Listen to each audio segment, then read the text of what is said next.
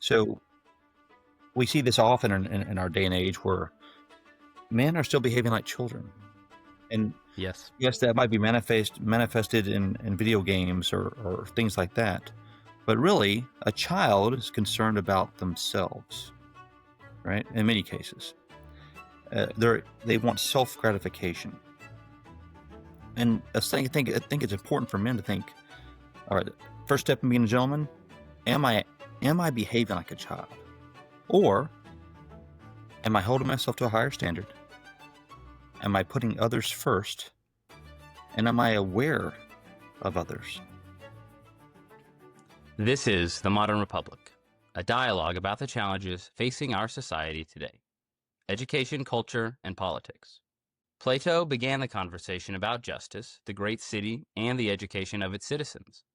This show continues that same conversation through a modern lens. Subscribe wherever you listen to podcasts and join me on YouTube. For more from The Modern Republic, check out the Substack linked in the description. Thank you for being a part of the conversation. Now, on to the show.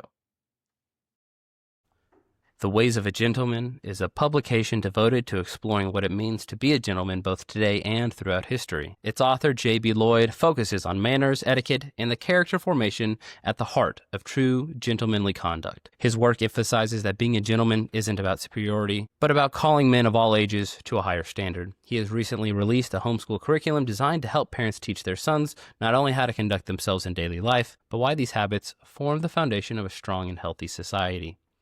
Please welcome Mr. J.B. Lloyd. Appreciate you doing this. No, thank you. It's my pleasure. Thank you for having me. It's very cool to be able to, speak to people that, because, I've found your Substack, I guess, it's been a couple weeks, maybe a month ago now, and I've just been perusing through, and it's just really interesting because, I guess we can get started with this. Whenever I think of like a gentleman, I think of a sort of like a posh, perhaps even an arrogant, like British gentleman who wears like a double-breasted suit. So it's like, what is your interest in this term gentleman and the ways of being a gentleman? Yeah, that's a great point, Nathaniel. It's that's the first thing that comes to most people's mind, right? Is kind of the old school idea of a gentleman, James Bond or something like that. But I don't think that's necessarily the case. I think it comes down to how you treat others, and to me, that's the essence of being a gentleman. And certainly, there's lots of things that go into that, can contribute to that. But how you set others at ease and make them feel, that's the essence of being a gentleman, in my opinion.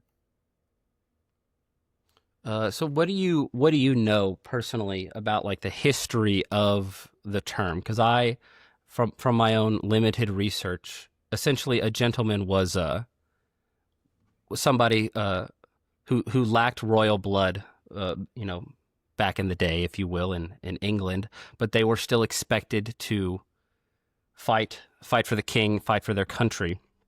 So is there anything that you would add to that definition based on your own understanding? Have I gotten it all wrong? What are your thoughts on the origin of the term?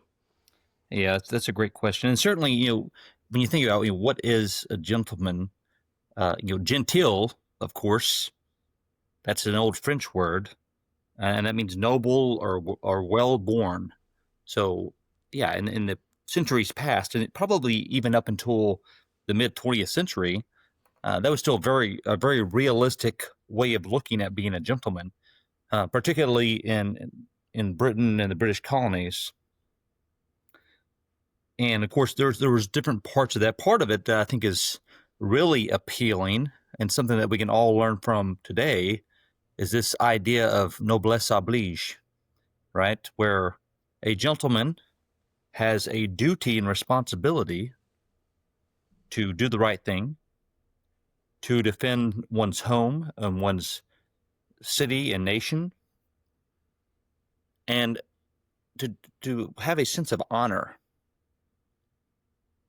Now, certainly there were other parts of being a gentleman in centuries past, but I think that's one thing that we can all still do to this day.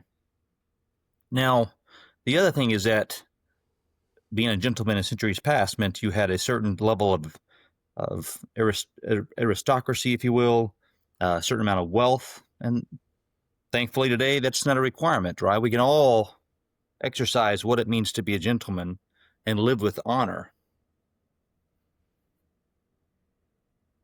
I totally agree. I feel like in the past, maybe we could say since COVID, last 5 years, maybe even 10 years, we've seen a lot of like online content or a resurgence of this idea, like you said, of duty or honor. Why do you think that is? Do you think we're, as a society, worldwide society, America, wherever you are, do you think we're devoid of those things? Is that we crave them, or is there some other reason why this gentlemanly idea or this honor code idea has made a resurgence?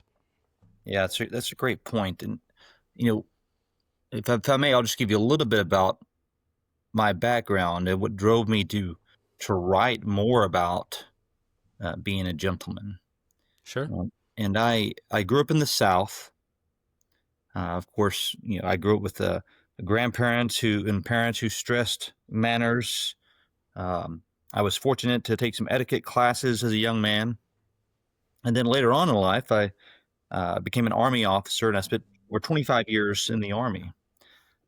But it was during my early years in the Army where I began to realize, as I met people from all over the United States, there was the idea of what it meant to have manners or to be a gentleman. Um, that wasn't the same depending on where you came from or your upbringing. And over the years, I began to see it almost disintegrate more and more. And as you mentioned, it really during COVID. And I think there's a couple of reasons for that. One is, while technology is fantastic and allows us, access to an abundance of information and knowledge, Right.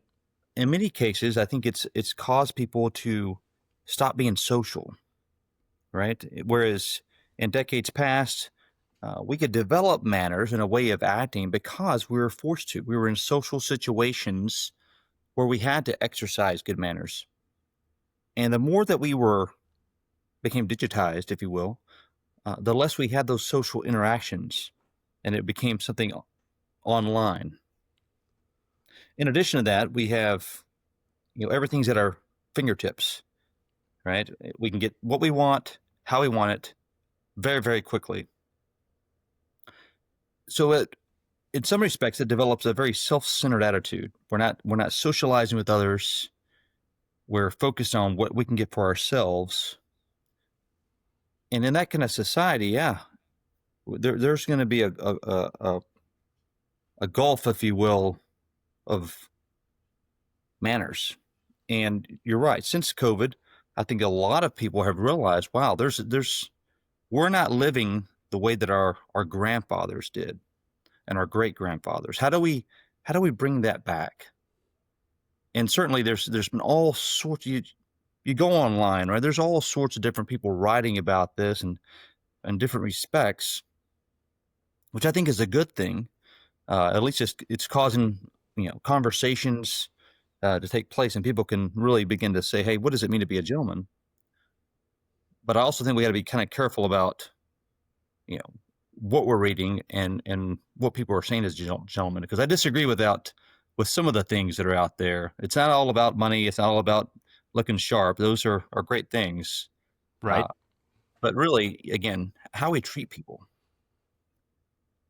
That's a really, I never considered that, because I'm young. I'm technically Gen Z, so I've sort of always had a phone. Now, if my parents, they stressed manners, right? Maybe not to the extent of a gentleman's manners, but I was expected to look people in the eye, shake their hand, say yes sir, no ma'am, things like that. But as a teacher, I'm a middle school teacher, so I have kids who are about 13 or 14 years old. The majority of their interactions with anybody are online, and I guess, yeah, there are no manners on TikTok or Facebook or Instagram. It's not the same. And like you're saying, there's no there's no necessity for the manners because people aren't with each other anymore. We're so singled out and devoid of that community that we've lost the things that kind of made our society like function. You just talked about something which this is really what led me down this path of gentlemanliness. If you search, like how to be a gentleman, or like just even the word gentleman in YouTube or Instagram, or just like on Google, right? 9 out of the 10 things that pop up are going to be fashion related. So these are the types of suits you need to wear. These are the brands that associate you with, high status, gentlemanship. So if that's all that we see, then one might perceive that being a gentleman is purely an aesthetic thing. So you just said that or not. But if that's all that people see, to what percent or to what extent is being a gentleman related to looks or the aesthetic of what we just discussed? Yeah, that's a great point. And I do think it's an important aspect of being a gentleman or even a lady.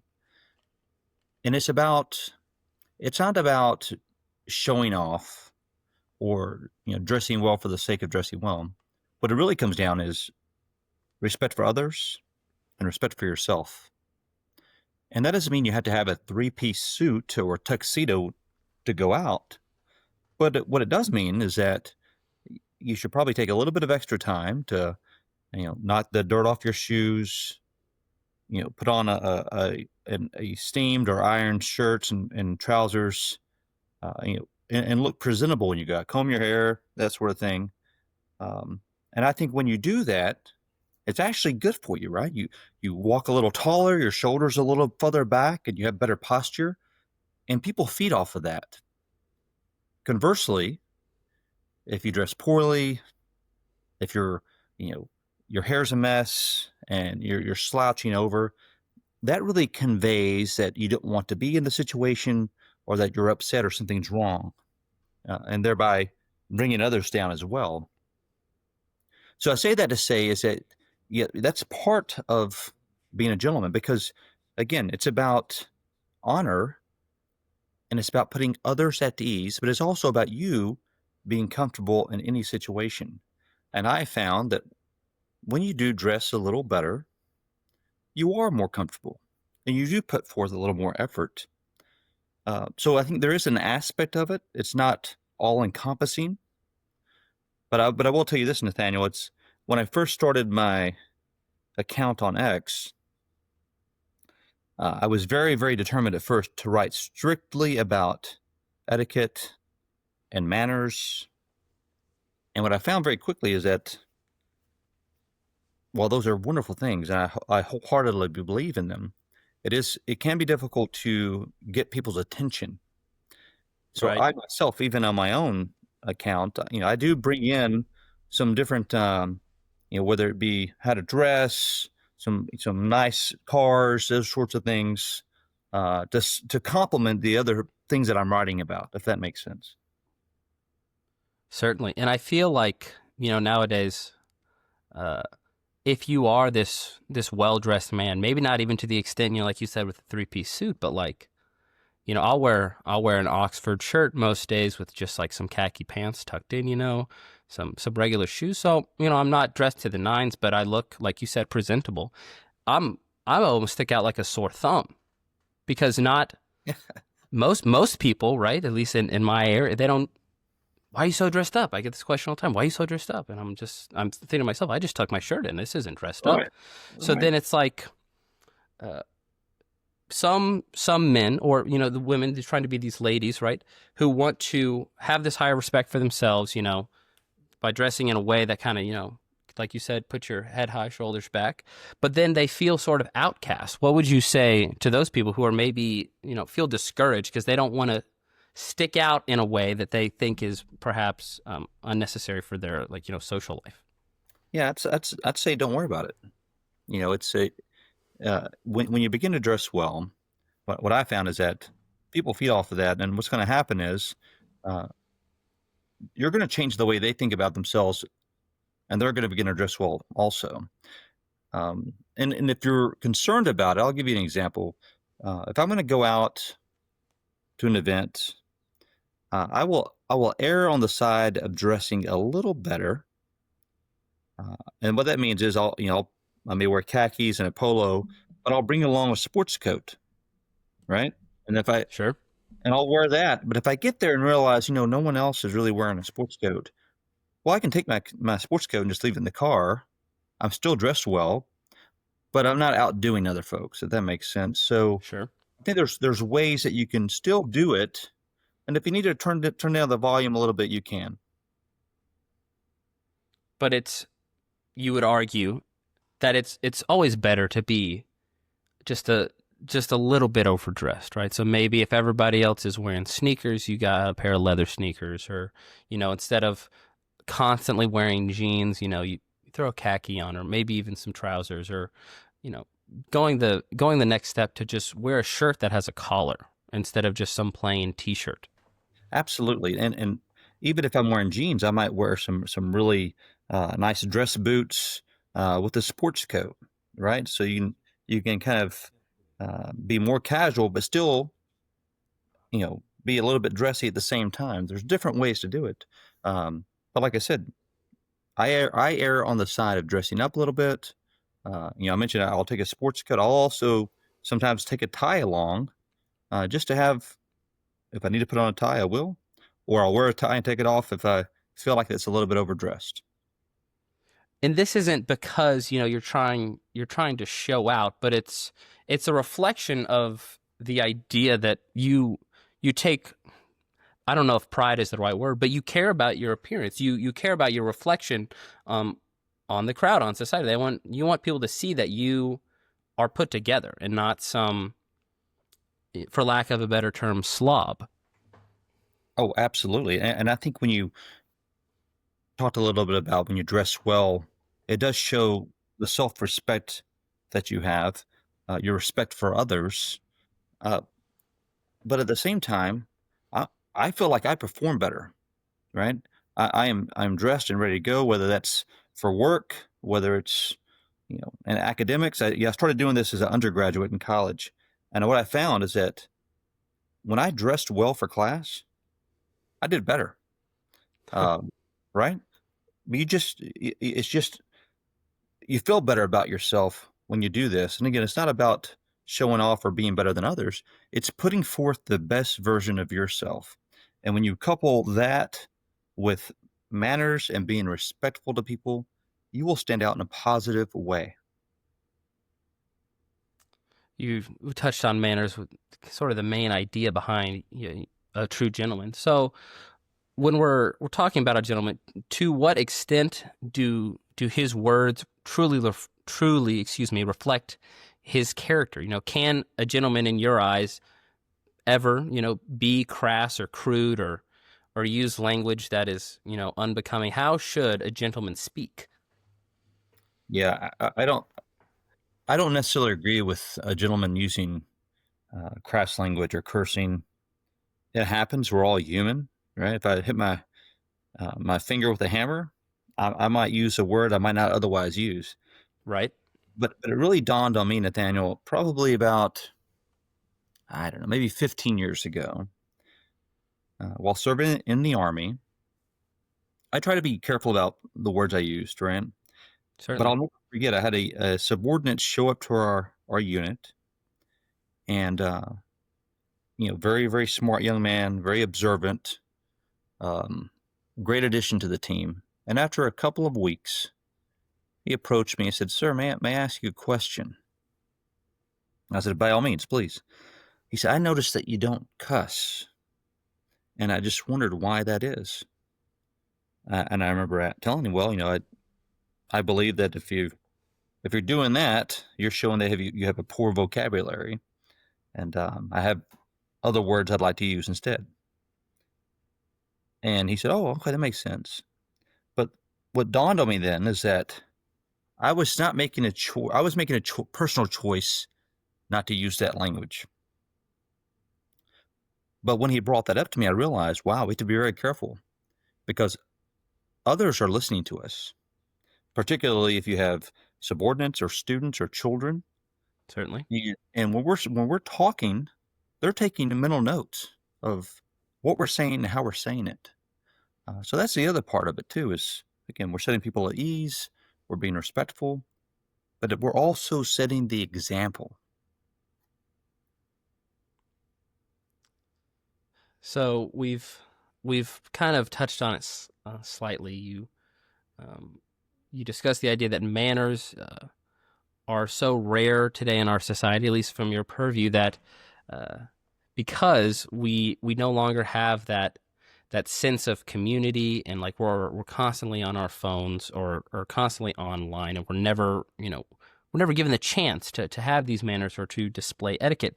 So then, if we're going to continue more of the same, right? What is even the point, or why should I train myself with these given manners or even etiquette if most of my life is online anyway? Yeah, well, that's a good point. I can see that. But first, let's make a distinction between manners and etiquette. Okay. Etiquette, that's the rules by which we behave. Think about a place setting for a meal, or how we might, eat at a formal banquet. Uh, those sorts of rules of behavior, and then manners are the kind of the outward expression of how we communicate with others. Now we can choose to do that in a crass or rude matter, or we can choose to be kind and gracious and say please and thank you. There's a little bit of a difference there. And again, it's I think I thought through a few examples of what we probably have all seen in public these days. Is you might be in a waiting room at the doctor's office and someone has their phone out watching a television show with the volume turned all the way up, Yep. as if everyone wants to hear it. You might be in a line waiting for to pick up a meal at a restaurant, and someone's angry that it's taking so long, and they're going to cut to the front of the line. And when I think about these examples, it really comes down to a lack of awareness and a focus on self instead of a focus on others. So whether you're mostly online or you're in public, I think it's important to develop that awareness, not just of your actions, but how your actions are impacting other people. Because we don't know what is in store for us in the future. We don't know what's in store for our children or our students. And again, we want to set the best example possible for them as they move forward, and then also for us. Uh, you know, I mentioned earlier that I was fortunate enough to have some etiquette classes as a young man, Hmm. and these were where I grew up. It was every 2 years between sixth, eighth, 10th, and 12th grade. You had classes on the rules of behavior and etiquette. And as you were older, those classes became a little uh, more nuanced. Whereas you started off with just the basic place setting, but by the end in 12th grade, now you're conducting a formal banquet and doing some ballroom dancing, that sort of thing. And honestly, it was at the time, I probably didn't appreciate it and thought I would never use those things again. But again, I've been fortunate to travel around the world throughout my military service. And I was in many, many situations where those rules of etiquette came in very handy. It allowed me to be, at ease in those situations. And then it also allowed me to put others at ease. So we just had to be prepared for all situations. And if we understand some basic rules of etiquette, if we're, making sure we're exercising manners and a respect for others, I think it's a win-win situation, regardless of your day-to-day activities. So then you might define manners as like just a sort of selfless expression, right? You're not overly concerned with yourself. You're considering how your actions or words affect those around you, whereas etiquette are the slightly more specific rules for a given situation. Absolutely. Yeah, manners, just being kind and gracious to others and being aware. I think if you could narrow it down to that, and if you're aware of others and you're treating them with kindness uh, and grace, you're going to have manners covered with no problems. So then, as far as etiquette is concerned, right, those specific rules for, I'm even thinking about the show Downton Abbey. I don't know if you've seen that, but I Oh think yeah, about the ballrooms or even just the dinner they have every night where it's the footman coming around doing the thing, serving it a certain way, right? That those types of opportunities, or even just eating at even a really nice steakhouse in town, may not always present itself to the average man. So then to that person listening, why do they need to know which knife and fork to use, or the fact that you should always pull the seat out for your lady and have her sit, and then you sit down, or even the idea that you stand when somebody enters the room? Why are those types of things important for a man or a woman who may never find themselves in these sort of situations? yeah. Well, first I'd say they don't know what the future holds, so it's important Sure. to do these things. But I also think it's about holding yourself to a higher standard. Yeah, even if you find yourself eating alone, um, I think it's to eat the correct way, right? I set my utensils out just as I would if I don't have to have every single utensil that I might find at a formal banquet, but generally speaking, setting my knife and fork and spoon up in the proper way, all those little things, I think they do matter, right? We talk about standing for a lady when she enters a room or opening the door. Um, I think in every situation, you should do that when you're at home, because if you do it in the small situations, you're going to develop some muscle memory, and you're definitely going to do it when you're in public or in the more formal situations. So I would say you still need to exercise it, right? It doesn't need to be over the top or to the standard of Downton Abbey, but just pulling your chair and sitting upright at the dinner table. It's good for you, and it's good for anybody that's around you. Because it shows perhaps that you are a civilized individual, that you uh, are willing to do the things that show that you take yourself seriously, and that you're a part of society. Absolutely, absolutely. I think you hit the nail on the head there. We are civilized men and women, and when we have those details on the little things, we're going to maintain that civility in all situations. Absolutely. Um, so how important, in your opinion, how important is being well read and knowledgeable to gentlemanliness, or to being a gentleman or a lady? Yeah, I think it is important. I think it's important to be able to have conversations with people in public. Again, um, if we're not in social situations, that can become more and more difficult. But if we're well read and we know what's taking place in the world, even something as simple as the weather, we can have conversations. But when we can talk a little bit about literature or the latest book we've read, or a little bit about the policies of the government, okay, now we can have a more meaningful conversation with others. So that's part of it. The second part is this: just the lessons that we can learn from those who came before us. You could go take it all the way back to Marcus Aurelius and the Roman Empire, or you go back to the founding fathers of America. There's so much that we can learn from what they've written and from their example. And if we don't pick up a book, it might be hard to do that. So then, in your opinion, maybe not an exhaustive list, but if somebody on the street stops you, or you had to, give a list, maybe, of like maybe three to five books or things that a gentleman or aspiring gentleman should look into, or perhaps read, what would you suggest just off the top of your head? Mm. Well, I think one book that's really impacted me is Meditations by Marcus Aurelius. So you can tell he's kind of on my mind when I think about Sure. gentlemen in history.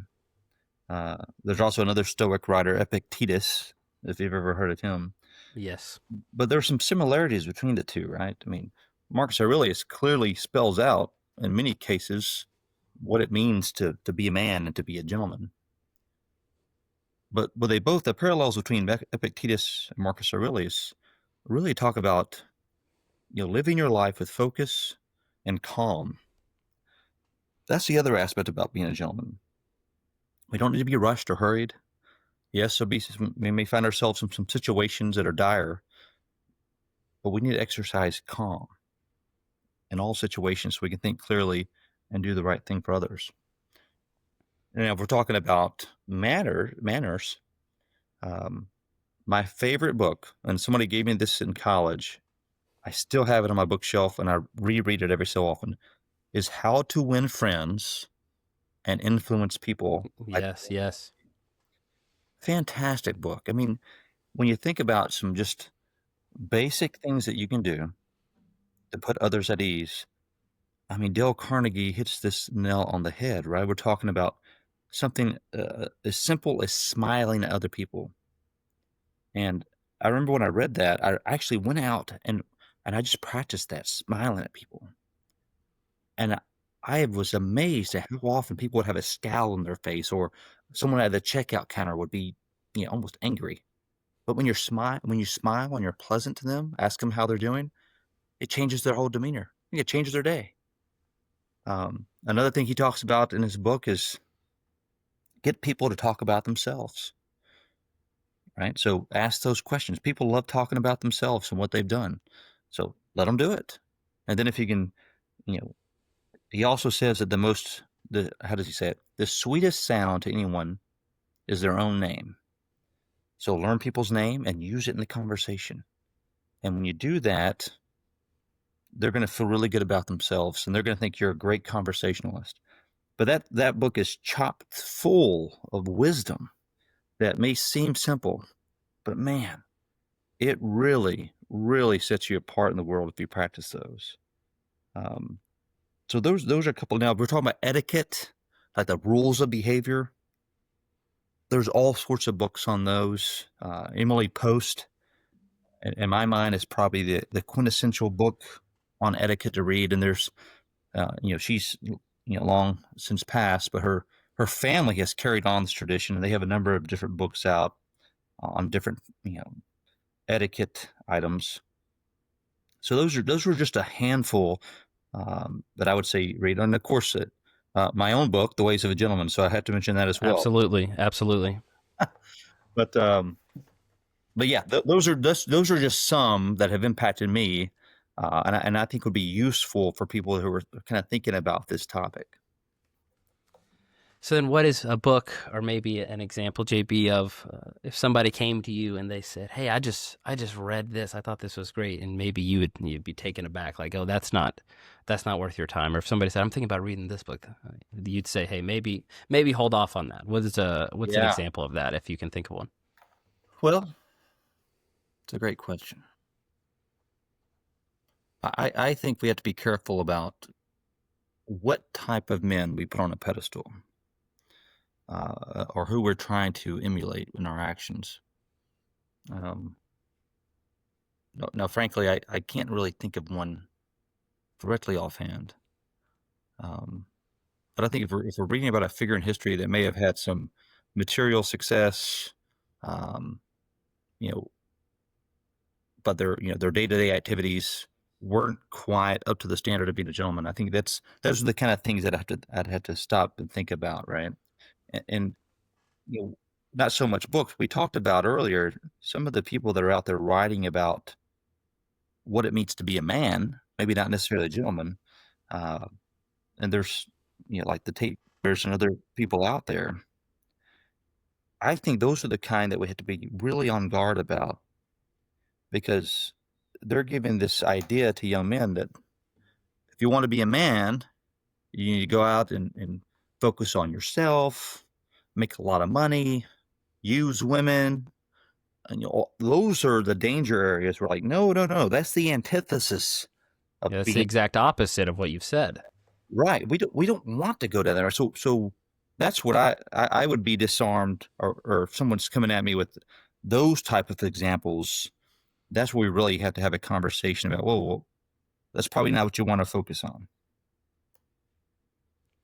That's interesting because, a lot of times men, young men specifically, will try to obtain some sort of role model, in be it their father, grandfather, or, they look to history and, there have been many men throughout history or even in the modern day who are very successful. They have a ton of, worldly success, but perhaps their character is not the greatest reflection of, what it means to truly be a man. Yeah, I completely agree with you. Um, and there's people throughout history that have had, again, whether it's in business, whether it's in, in government. I can think of a lot of political leaders. I, I won't go into specific details, but we know that they were probably excellent politicians, but behind the scenes were not morally correct people, if you will. Yes, So I think that's widely known. And yet many people would look at them for inspiration or even, like I said, as a role model because they were, objectively successful, but perhaps we're judging success on the wrong scale or on the wrong framework. yeah, I think you're right, and I think it goes back to um, honor, right? And I really enjoyed the article that you wrote recently Oh, thank you. about the American gentleman. It really resonated with me because you hit a lot of excellent topics. I mean, really being well-rounded, holding yourself to the highest standards. How did you say it? Being good for goodness sakes. Yeah, Yeah, yeah. I mean, all those things are great. And then when you couple that with some of the other stuff you wrote about, like giving back to your community, taking care of yourself, all those sorts of things. Really, to me, that's the kind of gentlemanly spirit we should all be pursuing. Excellence in all areas, while at the same time being trustworthy and honorable. absolutely. So as we sort of wrap up this great chat again, I thank you so much for doing this. I imagine, as with myself, people are going to look up, how to be a gentleman. Where do I start to being a gentleman? So, what is your answer to that question? If let's say I'm starting at a level of 0, right? I have no gentlemanly qualities. Where do I start? What is the first thing I need to do? Do I need to go buy some clothes?